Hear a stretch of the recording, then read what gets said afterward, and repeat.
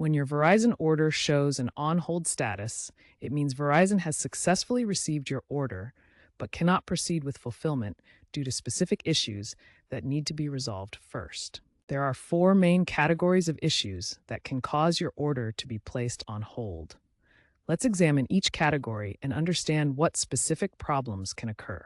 First, credit and financial issues are common causes of order holds.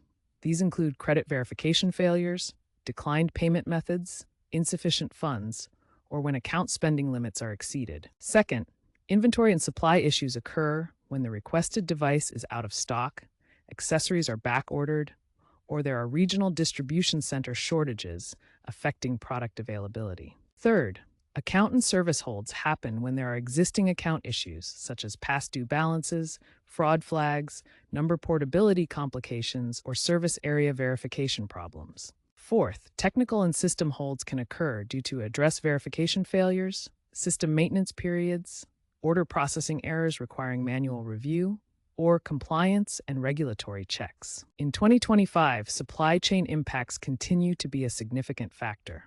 High demand for 5G equipment, combined with ongoing global supply chain disruptions, has increased the frequency of inventory-related holds.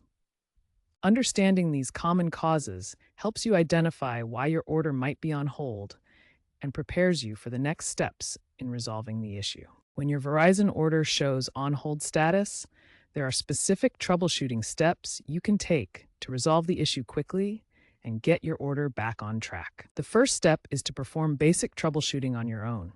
Start by verifying your payment information to ensure your credit card is valid and has sufficient available credit. Next, check your account status for any outstanding balances, restrictions, or past due amounts that might be blocking your new order from processing. Finally, review your order details carefully. Verify that your shipping address and contact information are accurate, as incorrect details are a common cause of order holds. If your self-service troubleshooting doesn't resolve the hold, or if the hold persists beyond 5 business days without communication, it's time to contact Verizon support. Verizon offers multiple ways to get help, and each method has different success rates for resolving order holds. Let's compare your options. Store visits have the highest success rate at 85%, followed by phone support at 78%. This is because store representatives and phone agents can access more detailed information and resolve complex issues immediately.